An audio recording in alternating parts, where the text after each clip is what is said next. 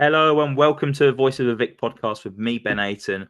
I'm back to do our very last preview of the season. Watford take the long journey up north to Riverside Stadium on Saturday for the final game of the season against Middlesbrough.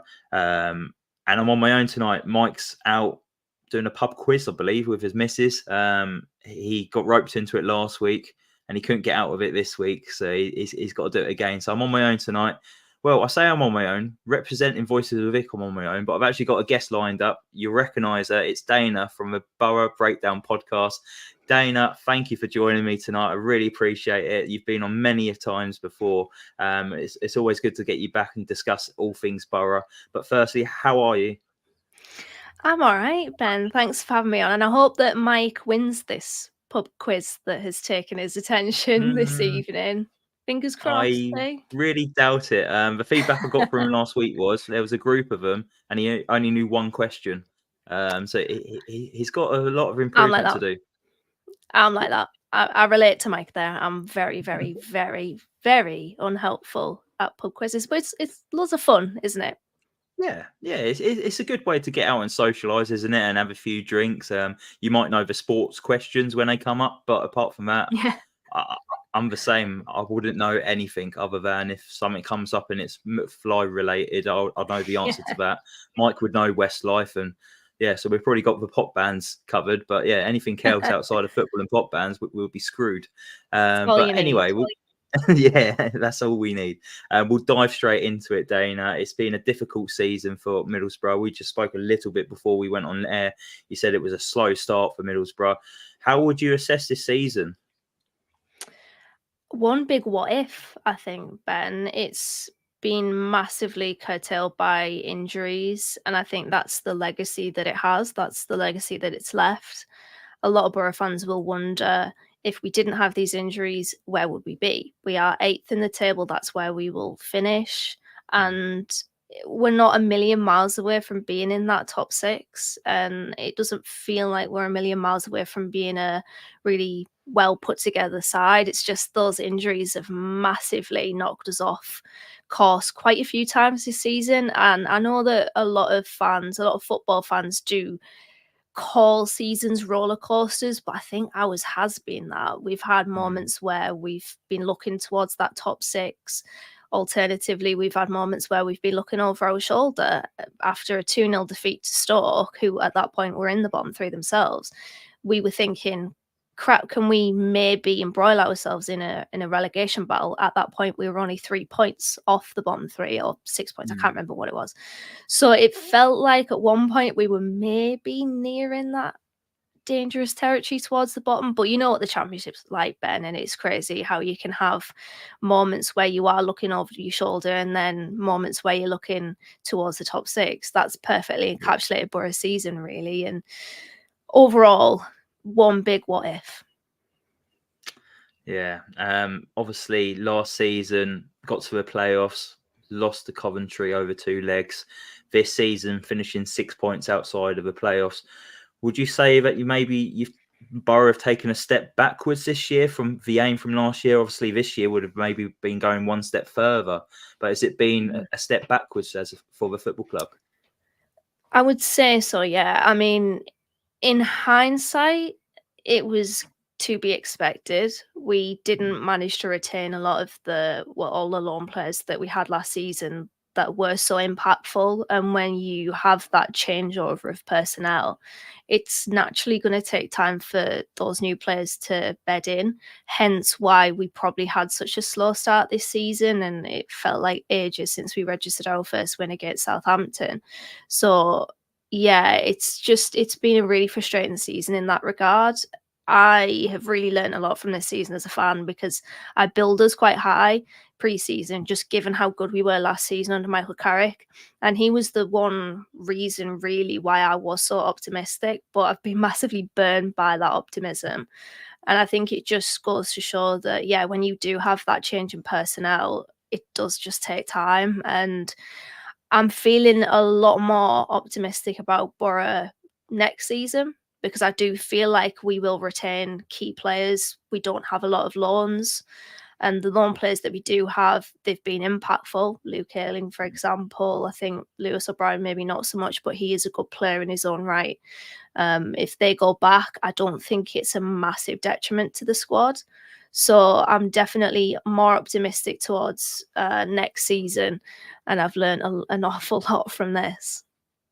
Yeah, you was lots of people's favourites to maybe go up this season as well. Especially like you said, you played so well last season, and it just hasn't really worked out, especially on those first few months. And I think, like you said, the first win for you was against Southampton, which was an awful long time. And it seems like over the last couple of years, it's been slow starts for Middlesbrough, haven't they? Always been in the relegation zone, and then you've had a massive upshoot in form. So it has been strange for Boro and for the outsiders looking in as well. But Michael Carrick, was he ever under pressure with that start of the season that he had, where maybe fans getting a bit restless with him? I think he was. There was a point where I listened back to one of our old episodes because I'm in the middle of kind of compiling our end of season review notes, and I've got a memory like a sieve, so I have to listen back to our old episodes just to understand kind of what the feeling was. And there was one episode where I remember saying that Carrick is slow to change things. We can all see that it's not working, the current system, and he wasn't getting to the point where he was looking at what he was putting out on the pitch and thinking, okay, maybe I need to change things. And then when he eventually did, there were a lot of things that just still weren't working, and it just didn't seem like he could crack a formula to get Boro's form back on track. So I do think that there was pressure on Michael Carrick. A few people did start to question whether he was the right man for the job, but obviously we've warmed back to him now if people did maybe cool on Michael Carrick, because ultimately I do think that this football club is in good hands with him at the helm. And also, in retrospect, it's understandable that he went through a difficult spell. He is new to management. He is new to the first team setup. I know he's obviously coached under Jose Mourinho, for example, under Michael Carrick at Manchester United, interim charge of them, of course. But it's just a different beast, I think, to be in charge of a club full time. And yeah, I think it was always going to happen that he was going to go through a rough patch, and thankfully he negotiated through that. And I think most people are back on track with Michael Carrick now, if they weren't during that tough spell. Yeah, no, that's good to hear, because he plays decent football and he gives a lot of confidence to the youngsters coming through as well. You've blended in a few youngsters over the last few seasons as well, so he definitely does seem to be the right man for the job. And look, he's going to make mistakes over his tenure, isn't he? He's a young manager, and you've got to make mistakes to learn from it. And I think that's what we're going to experience ourselves with Tom Cleverley. Obviously, he's the youngest manager in the EFL now, and he's going to make mistakes along the way, but it's how you react to them. So it'll be interesting to see how Clevs gets on for us this season. I think I've seen Carrick's been in charge for 86 games now for Middlesbrough, so he's quickly racking up those games now. Has much changed from his first game in charge to where he is now, on maybe like the style of play with the team? Not so much, no big changes. Probably the biggest change we saw was at the beginning of the season in the way that Boro were building out. Previously, as in last season, we did play a 4-2-3-1, and that's really what stuck under Michael Carrick, bar a few games where we did have to change things to 3 at the back.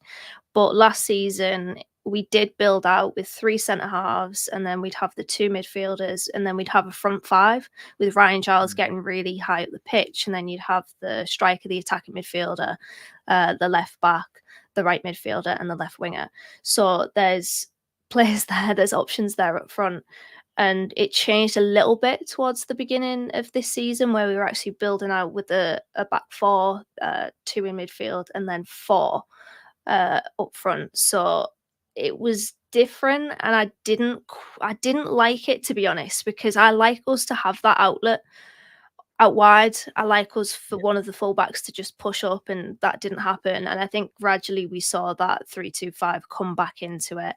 It's quite a popular setup for teams that do play with that 4-2-3-1. So that's probably the biggest thing that that change, but typically does.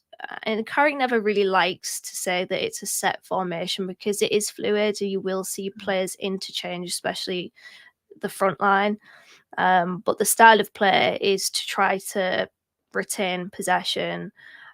And actually, I prefer us playing counter-attacking football. I think that's what suits us. But Carrick does want to play possession-based football as kind of a general kind of style of play and get us playing that way. But yeah, I wouldn't say too much has changed. He's very much stuck to what he believes is the way that he wants his football teams to play, which is overall pretty good. But I think what we've known from Carrick this season is that he will change. When the going got tough, although I said earlier that maybe he was slow to change things, at the end of the day, he did change things, and other managers maybe wouldn't have done that and would have stuck to their principles. I mean, to be fair, he stuck to his principles, but stuck to, his tried and tested formation. But Carrick did change, to be fair to him. So little tweaks, but nothing major, I wouldn't say. One major thing he's probably had to deal with, and that was obviously, like, it's always going to be difficult to replace the goals of Chumba Akpom last season. But you've not done a bad job in signing Emmanuel Latey-Laf. A 25-year-old's got played 29 times for Boro this season, scoring 15 goals. How was his season gone this season? Was it a slow start for him? Obviously new to English football, and like he's obviously hit the ground running. I think he was nominated for the Player of the Month back in April as well. So he's obviously hit a really good bit of form. How's his season's gone? And do you think he'll probably be attracting a lot of interest over the summer? I hope he doesn't attract any interest because I quite like to keep him. But yeah, his season's it's blossomed really well, actually, because I think in the first half of it, there was definitely a player there. He was very raw. He lacked the composure, I think. And one thing that I've definitely seen from Latey-Laf over the course of the season is that right now we are seeing much more composure from him. He's adding a clinical edge to his game. I think previously when we looked into his signing, all of us on the podcast agreed that he's not the type of striker to kind of basically instinctively finish.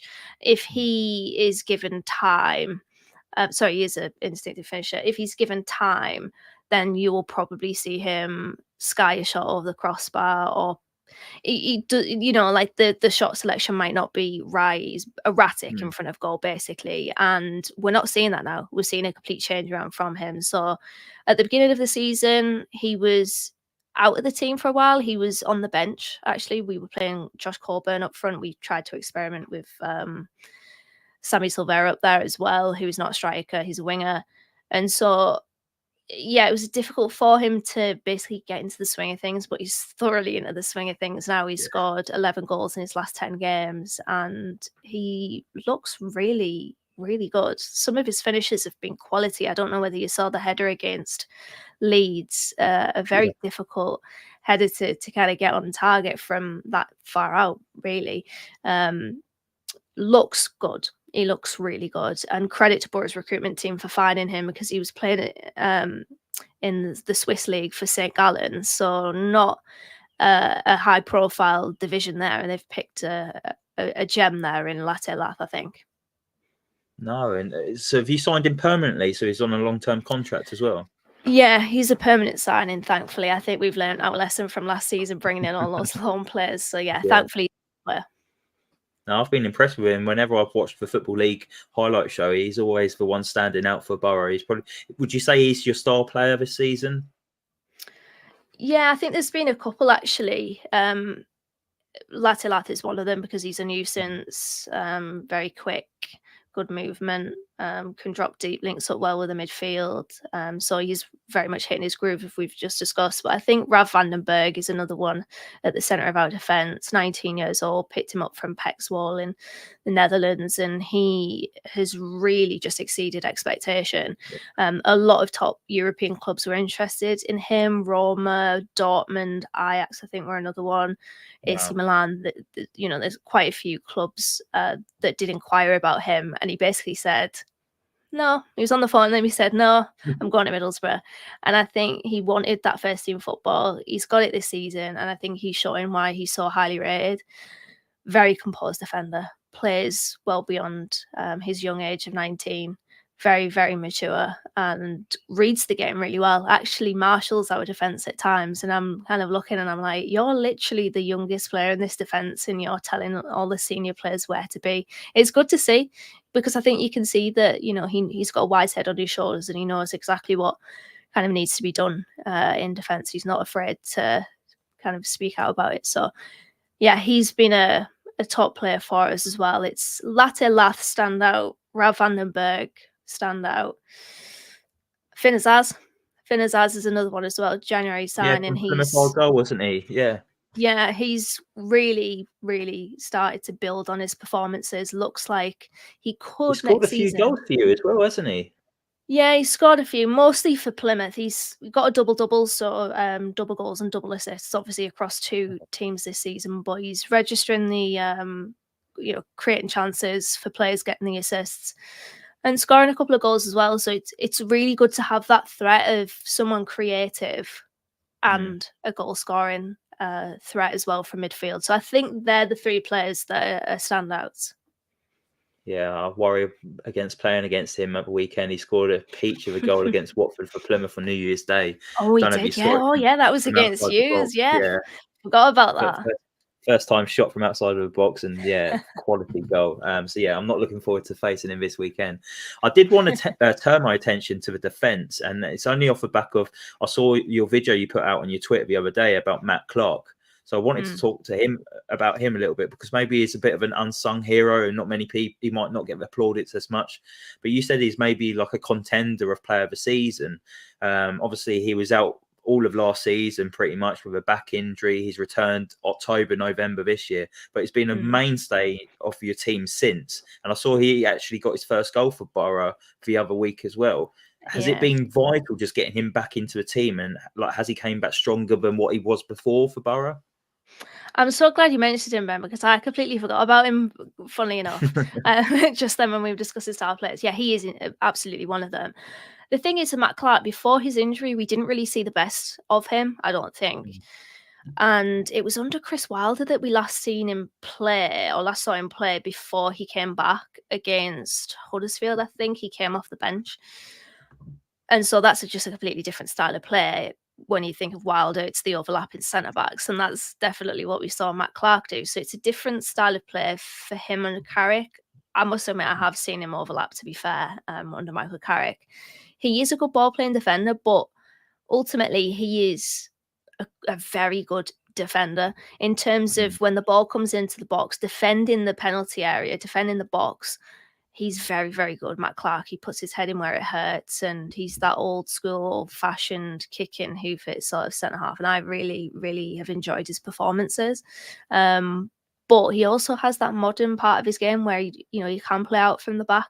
So he's been a big plus for us, and he, as I said on the snippet you're referring to, I think he is absolutely in contention. His performances since he's come back, bar a penalty that he gave away against Leeds when he was thrust back into action, he has been nigh on faultless and a really, really top quality defender. Got player of the year twice at Portsmouth, once at Derby and once at West Brom. So that's not bad going, and that just goes to show just how good of a centre-half he is. Boro fans forgot about him because he was out for so long, and he's reminding us now exactly why he is such a quality defender. He's been brilliant of late, and I think he got nominated for PFA Player of the Month as well. So he's been absolutely brilliant, Ben. A wonderful player at centre-half for us. I was just going to mention how he won the Player of the Year at those other 2 clubs as well, because he's just done so well, hasn't he? He's only 27 as well, so he's got many years ahead of him. But he's that non-nonsense defender. He's fully committed as well. Like you say, he's good with a ball at his feet as well.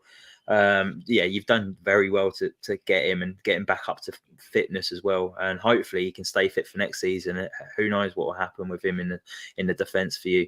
You said he's a contender for player of the season for you. If you could pick a player of the season for Middlesbrough, have they done the awards yet? Do you know who is the player of the season? I think it's going on right now. It's going on right now. For me, honestly, I'd go with Ralph van den Berg.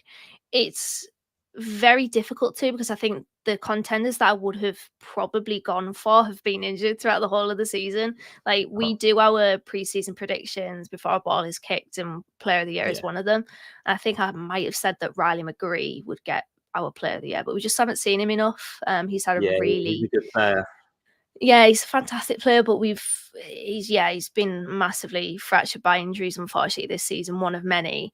So for me, based on quality of performances and availability, because I think I have to factor availability into it, just given how our season has gone, I would probably say Ralph van den Berg. But Matt Clark is definitely in that conversation. He's not my winner, but he's definitely in that conversation. It's Rav for me that I think is the Player of the Year. And I wouldn't have thought that, to be honest. He's my Player of the Year and Young Player of the Year. He's just fantastic. He's a defender that will go on to bigger and better things, and he undoubtedly will be playing, if not in the Premier League, then in a top European division for sure. No, that's good to know. Is there one moment from this campaign that stood out and has probably been like your highlight of the season? In the Championship or all competitions? It could be anything. Whatever you want to give me. I'll give you two. I'll give you Championship and in all competitions. Championship is probably beating Sunderland 4-0 at the Stadium of Light. That was great, and on telly as well. In all competitions, beating Chelsea 1-0 at the Riverside. If we just block out the second leg in which we got tonked 6-1, the home leg was just incredible. Like, I have never seen Boro beat Chelsea. Was rocking, wasn't it? It was insane. Honestly, I'm getting goosebumps thinking about it. Those moments are absolutely priceless as a football fan. And Hayden Hackney was the player that got the goal that separated the two sides, a Boro lad, Boro fan, an academy graduate that's worked his way up. Just priceless. And yeah, I watched that goal back not that long ago, and it was posted without the commentary, and you just hear the crowd. And if there was a roof on the Riverside, it would have been blown straight off by that noise. It was an incredible moment. And I said after the game, like, it doesn't matter what happens at Stamford Bridge, we've got that moment forever, and I can always look back on that and treasure it immensely, because we beat Chelsea. I've never seen us beat Chelsea, so that was probably the moment of the season for sure. Brilliant. Yeah, no one needs to know about what happened in the second leg. You got that moment at the Riverside, and that's all what matters. Absolutely. Turning our attentions for the game on Saturday, any idea how Michael Carrick's going to line up with his starting 11? Do you reckon he's going to stick to what he's been playing, selecting the same players that have played for the last few weeks? Or do you think he might blend in maybe a few academy players, seeing it's the end of the season? I think one thing Carrick said about the academy players is that he will play them when the time is right. So against Cardiff, when we were 3-0 up or 4-0 up, that's when he put on the likes of AJ Matthews and Charlie Lennon and Law McCabe. So I think if a similar situation arises against Watford, that's probably when we see the young players. I don't suspect we'll see them from the off.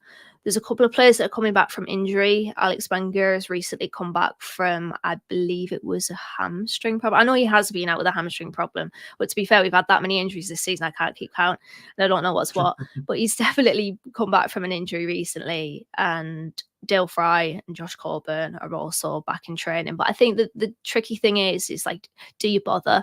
Because it's the final game of the season. You're not playing for anything. Don't risk them, essentially.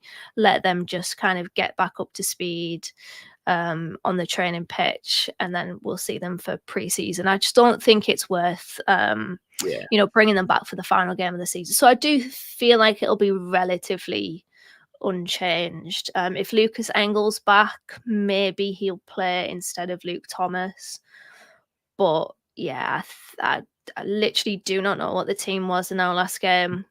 It's that part of the season. I mean, my memory's horrendous anyway, but it's that part of the season where I can't remember. But I think it will probably be unchanged, or one or two changes at the most.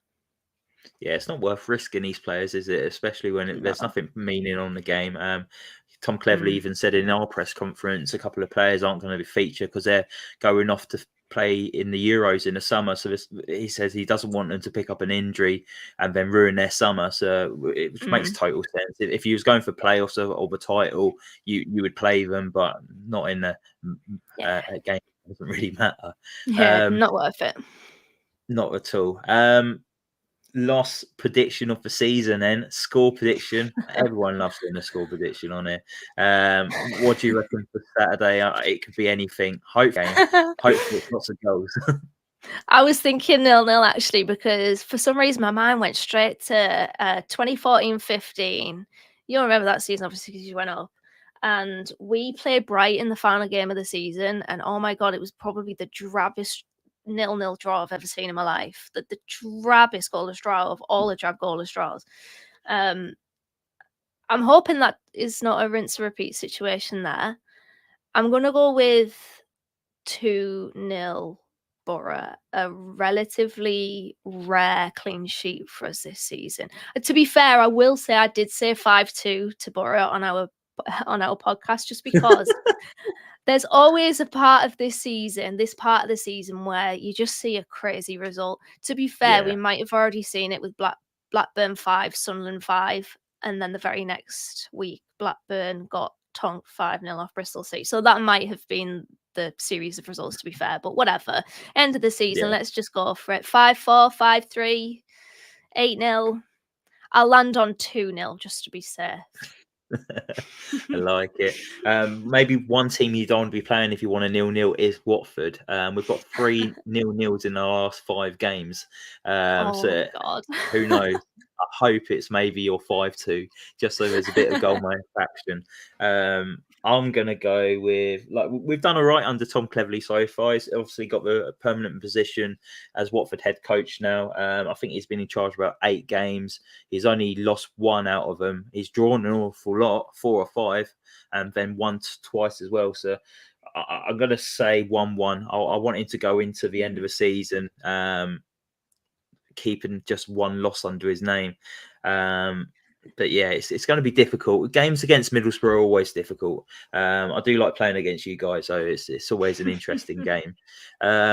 Just before I let you go, Dana, as well, obviously it's a final championship fixtures this weekend. There's still a relegation battle going on in the championship as well. Birmingham are currently 3rd bottom. But there's 3 other teams that could potentially go down.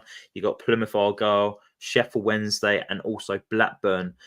Out of those 4 sides, who do you think will go down on the last game of the season? Ooh. You know what? I think Plymouth. I said before the season, I think they might get that final relegation position. I hope not, because I think it's good to see a team like Plymouth in the championship, because previously we hadn't played them since 2010. So it's obviously nice to see a refreshed face, if you will, in the championship. But I do feel like they might just sneak unwantingly into the bottom 3. So yeah, I think Plymouth. Yeah, I think we can rule Sheffield Wednesday out of it. They've just been on such a terrific run, haven't they, lately? You could say they're on the roll. They're away to... it's not good when I'm laughing at my own jokes, though, is it? Sheffield Wednesday are actually away to Sunderland. We played Sunderland last week. They seem like they're on the beach already. So I imagine Sheffield Wednesday will probably go there, get the victory. Plymouth Argyle at home to Hull City. Obviously, they can't make the playoffs now either, Hull. So maybe it's going to be difficult, isn't it? And then Blackburn are away to Leicester. Leicester already up. Maybe they take an eye off it. Equally, they might want to put on a show for their fans and Blackburn get tonked. Then the last one is Birmingham at home to Norwich City. Obviously, Norwich are in the playoffs already. Are they resting players for their playoff games? It's going to be an interesting game a day. But this is what we like about the Championship, Dana, isn't it? It's action to the last game of the season, and for 4 teams to be involved in the relegation battle is just, it's exciting for all fans in the Championships. Yeah, it's crazy. And you know what? Credit to Danny Roll, actually, because I thought that they were absolutely dead certs to go down. Yeah. Same with QPR, actually, under Mm. Marty Cifuentes. Like, the job that some of those managers have done down there is incredible, really. And then you've got teams that are just stinking out the place, like Birmingham sacking John Eustace, bringing in Wayne Rooney. What a horrific decision that was. Could be massively burnt by that. So yeah, let's see what happens. It's going to be interesting. The Championship always is, isn't it? It always throws up some drama. It'll be interesting to see Birmingham in League One in a 50,000 seater stadium that they want to do as well. So that'll be interesting. But anyway, Dana, thank you so much for joining me tonight. I really do appreciate it. It's always good getting you on and having a chat about Boro. So thank you very much, and all the best. I would say for the rest of the season, but all the best for summer. I hear you're going to be busy this summer planning content for next season, and also something for the Euros as well. But try and rest up when you can. But yeah, thank you very much for coming on tonight, Dana. I really do appreciate it. No worries. Cheers, Ben.